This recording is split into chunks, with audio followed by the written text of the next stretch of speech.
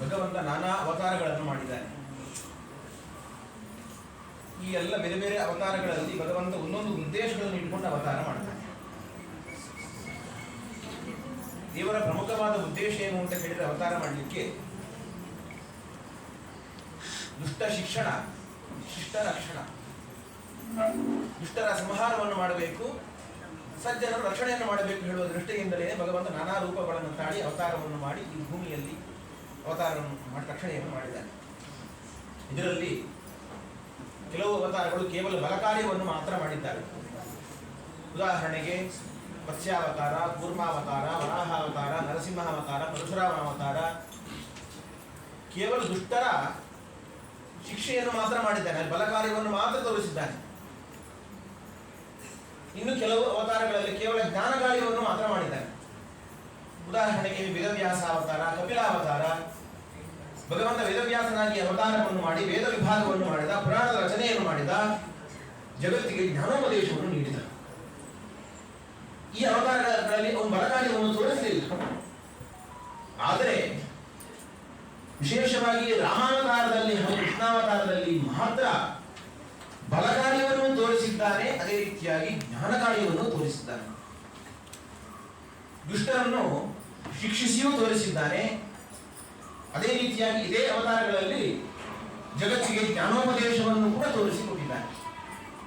ಹಾಗಾಗಿ ಭಗವಂತನ ಅಷ್ಟು ಅವತಾರಗಳಲ್ಲಿ ಈ ರಾಮಾವತಾರ ಹಾಗೂ ಕೃಷ್ಣಾವತಾರ ಹೇಳುವಂಥದ್ದು ಬಹಳ ಪ್ರಮುಖವಾದಂತಹ ಒಂದು ವೈಶಿಷ್ಟ್ಯ ಇರುವಂತಹ ಅವತಾರಗಳು.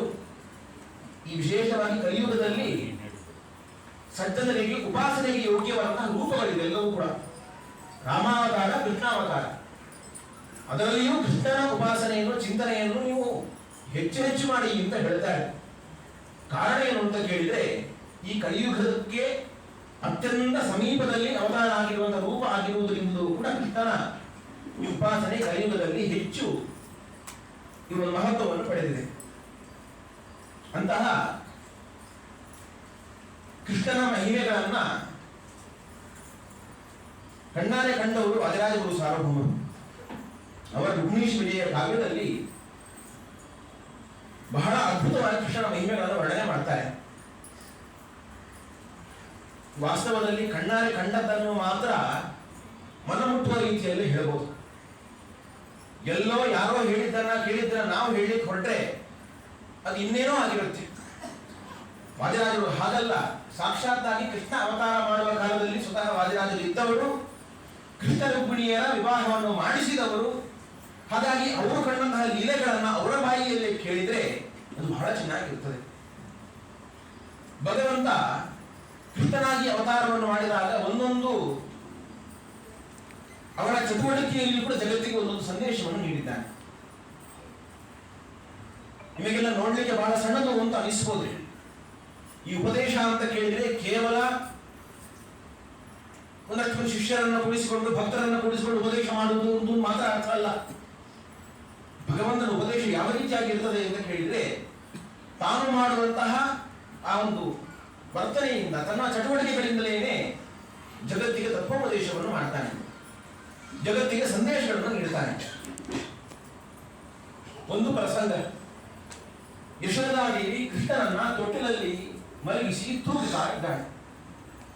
ಈ ಪ್ರಸಂಗವನ್ನು ವಾದಿರಾಜರು ಕಾಣ್ತಾರೆ. ತೊಟ್ಟಿಲಲ್ಲಿ ತೂಗುವಂತಹ ಕೃಷ್ಣನನ್ನು ಕಂಡಾಗ ಕೃಷ್ಣ ಏನು ಜಗತ್ತಿಗೆ ಸಂದೇಶವನ್ನು ನೀಡ್ತಾ ಇದ್ದಾನೆ ಅಂತ ಇದನ್ನ ಒಂದು ಮಾತಿನಲ್ಲಿ ಬಹಳ ಸುಂದರವಾಗಿ ನಮಗೆ ಅದನ್ನು ಮನಮುಟ್ಟಿಸ್ತಾರೆ. ಏನೇ ವಿಠ್ಠಲ ಸೇವಕಾ ಶುಭದಿಯ ತೇಷಾಂ ಸಲಭ್ಯಸ್ವಿತಿ ಪ್ರಾಯೋ ಜ್ಞಾಪಯಿತು ಮರದ್ವಿಷಮಿತಃ ಸಂಪ್ರಾಪಿ ಎಂಜೇಗದ ಅನ್ಯೇಷಾಂತಿ ದೂರತಃ. ಭಗವಂತ ತೊಟ್ಟಿಲಲ್ಲಿ ಮಲಗಿದ್ದಾನೆ, ಕೃಷ್ಣ ಮಲಗಿದ್ದಾನೆ, ಪುಟ್ಟ ಮಗು. ತೊಟ್ಲು ಹೇಗೆ ಹೋಗುತ್ತೆ?